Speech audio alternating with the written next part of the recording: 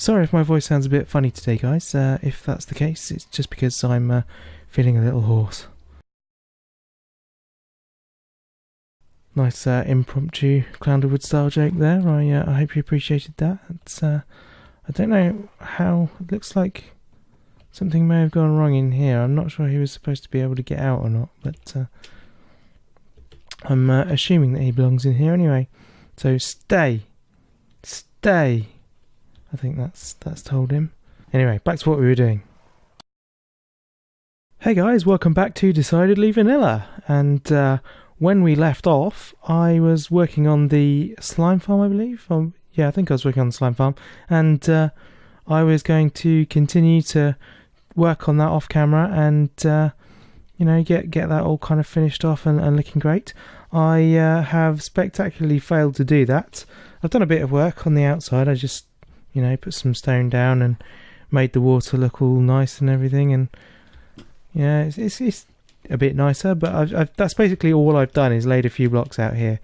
I can't remember what the situation was with the roof and stuff, how far I'd got, but yeah, basically not very much has happened. So yeah, we're going to do a bit more today, but while I do that, I'm going to tell you about how I've become a famous movie star now. So yeah, I'm a really famous movie star, so now you'll have to treat me like totally... No, that's not true really.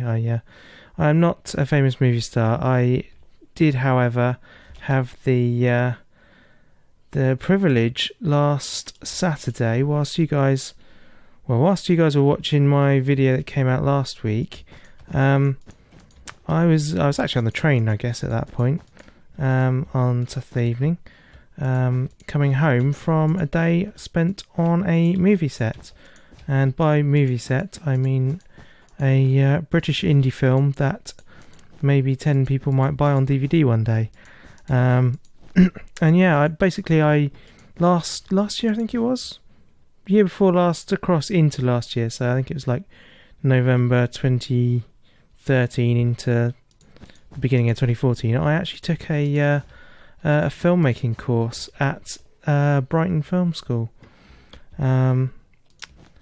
which was really exciting. It was cool. It was very, very sort of cool experience. It taught me a bit about the filmmaking process. I already knew a fair amount, but I enjoyed doing that, and maybe one day I might actually even do something with the knowledge I accrued there. But I made a lot of friends, and one of those friends has become a production assistant at the company that's making this film. So yeah, I saw she asked me if I wanted to get involved, and I said yeah, definitely, and so I ended up being an extra in the film. So I went out for the day. I'm just basically wondering now. I was going to do this whilst I talked, but I'm proving yet again that I'm not actually capable of doing that. So yeah, never mind.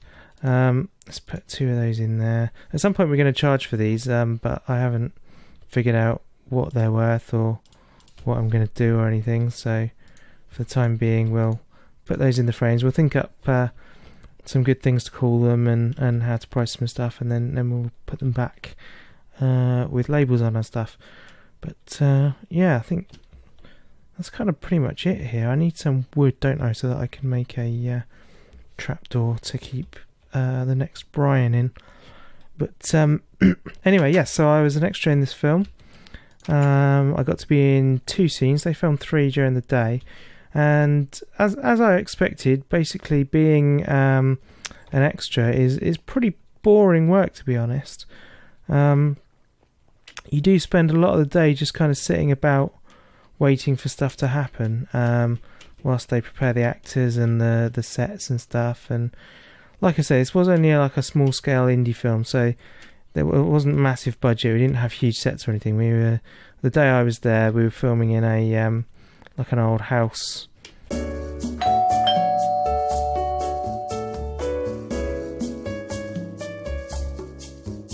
Sorry about that interruption there.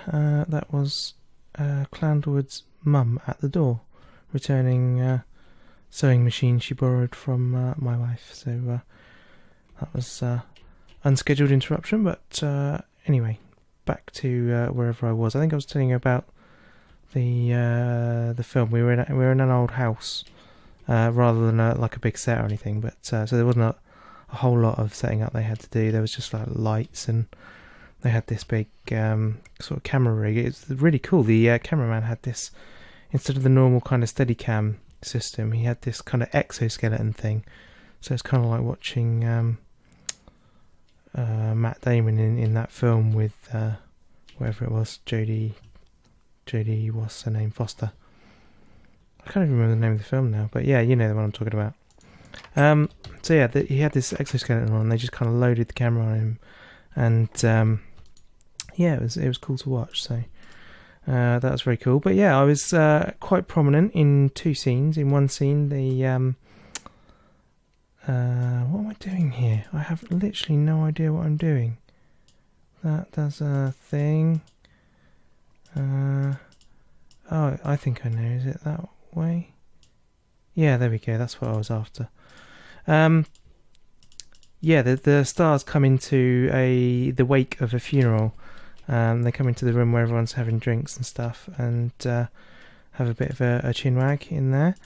And I am one of the waggy chins, the chinwaggers. Oh, that's not going to work. Ah, so you can't put... Of course, they're going to take out the same block, aren't they? Right then. In that case, we need to figure out something other than carpet behind there. Maybe we just take the carpet out there and leave it as stone. That'll do, won't it? There we go. So yeah, I came into the room with the other mourners, and I'm right in front of the actors, so I'm probably quite prominent in that shot. Then as the people, the action kind of moves around the room quite a lot, and we were all encouraged to walk around and you know, swap places and talk to different people around the room, make it look like we were kind of working the room a bit, you know. But so I basically wandered around the whole time. So even if they don't use that first bit, I'm definitely going to be on camera at some point in that scene. And then they did another scene later on, where the opening to the scene is the leading lady looking at a photograph on a fireplace. Oh, I'm not concentrating enough, and I'm getting punished for it. So yeah, let's move back here. Yeah, the leading lady is looking at a picture on a mantelpiece and reflecting upon said picture.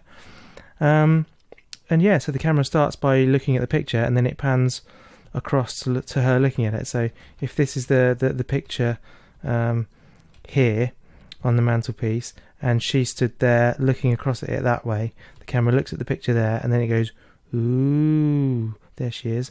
And I'm stood in the background right there, other side of the mantelpiece. So yeah, I'll definitely be in that one as well, which is cool. So yeah, I think from what I've read, because of that, I will get my own IMDb page. And you know, some people find like getting mentioned on the radio to be a really awesome thing. They get very excited about that, and personally I don't. It's not my thing, and because you kind of reduce the radio station's audience to one person at that point. When they're mentioning you on the radio, everyone else is like, oh, I don't know who that is, so why is that entertaining for me to listen to? Or at least that's how I feel. I'm sure everyone else does not, but yeah. But what makes me really excited is the fact that I've been involved in making an actual film, albeit a very small one, that probably would be very difficult for anyone to see. But anyway, I've done it nevertheless, and it's really cool. So I'm going to keep firing arrows at things and missing them. There we go. So yeah, I'm really excited about that, and if I get my own IMDb page, then that's going to be like best achievement, like outside of marriage and all the things that you're supposed to think of more highly than other things. And yeah, I'll be a really happy boy. So that's cool. I'm going to go and interview Brian because I need Brian now. I'll be right back.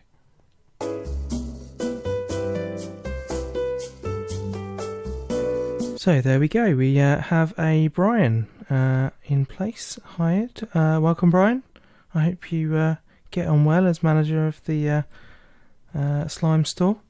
But yeah, I'm a little concerned because he's over by the trapdoor here. I don't want him to... Oh, it's not a trapdoor, sorry. The elevator. And I'm kind of a bit concerned that he might just fall off the edge somehow. So if we find him down the bottom, down here, then we might have to figure out something to stop him from getting in there. But I'm sure he'll be fine. While we're here, let's just pop down and see if the... Oh, look, it's definitely been working. That they're over there. Has that slime spotted me? Is he trying to come my way? I modified that recently. I made it a bit deeper so that the big slimes can go all the way in and they should drown. So it's been working pretty well so far. I don't know whether it goes quiet when there's no one logged in or what. I mean, this is in the spawn chunks, so it should be live all the time, but who knows what actually happens. He's successfully staying out of that somehow, and he shouldn't be able to. So let's get ourselves down here. Oh, he spotted me now. That's not going to help. At some point we'll tidy all this up as well, make it nice. But yeah, see, there should be loads more in there than that. That's not gone entirely to plan. So I'm thinking that it might be an AFK thing. So maybe I'll have to come back here and sit and wait for some stuff to spawn every now and then. Maybe I'll make a little room somewhere over near it, or maybe being up in the shop is good enough because I'm on the right chunk then, aren't I? Yeah. I need to make that a bit more obvious as well, because when you sit down in the corner you can't see what's there. And here we are. Hey, Brian. Oh, there we go. Excuse me. Thank you.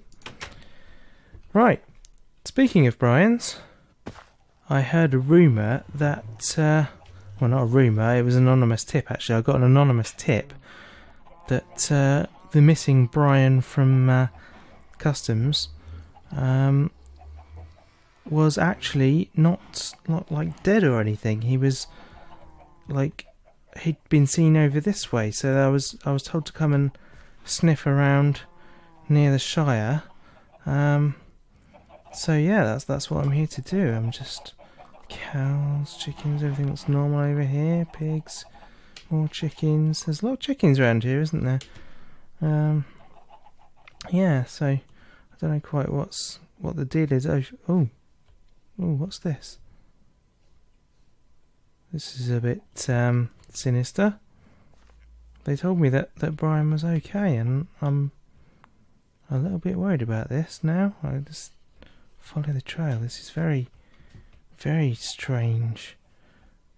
And I didn't even think that their blood was red, so I don't know what... Anyway, let's see where this goes. Leading us to this bridge, which has actually also arisen through suspicious circumstances. There seems to be a new thing afoot called the PBC, which has started... Well, doing people favours, I guess. They're building rather than destroying, like the old ABC, which was the Anti-Bridge Coalition. I presume that this is the Pro-Bridge Coalition. There's been a lot of debate on the server about what it might stand for, but look, there's another trail coming from that way. I think that's where Swordfish... Ah! Brian! Is that Brian? Yeah, I think Swordfish found Clandle's sheep that I've temporarily forgotten the name of in here. Bridge is no longer rickety. Please find alternate lodgings forthwith. PVC. Very nice. It seems that he's chosen to ignore those signs though, because Brian is here. Excellent. That's handy that he's got a lead. Brian, I'm so glad that you're okay. He doesn't seem to be very battle scarred or anything. Maybe that's the troll's blood. Maybe Brian put up a good fight. Who knows? But anyway, we're gonna get you home, Brian. It's gonna be a long drag by the looks of it. He doesn't seem to be following. Yeah, he's following me. Okay. But yeah, we're gonna have to drag him all the way home now. Come on, this way. Let's hope that it stays night time. Otherwise, he will be an ex-Brian. Come on, Brian. Here we go. Nearly there. Da da da da da. This is great. Come on, Brian. Back you come. This way. Through here. Come on. Through here. Open up this door for you. That's it. Come through here. Lovely. Come on. There we go. Cool. And now we can shut the door behind us. And excellent. We've got ourselves a restored Brian. Isn't that great? So I think that's probably a pretty good note to end on there. We've explained how I became a wonderful sensation in the world of film. Didn't really finish telling you about that, did I? But you're probably all bored of it anyway, so I will leave it there. We also rescued Brian, and we got a little bit further, putting things down in the slime farm. So that's very cool. We got some slime production going there, and we'll figure something out in terms of the shop, and then do some more decoration for the rest of it, and yeah, then we'll think of something else to do next time. So I'll see you next time, I guess. Bye.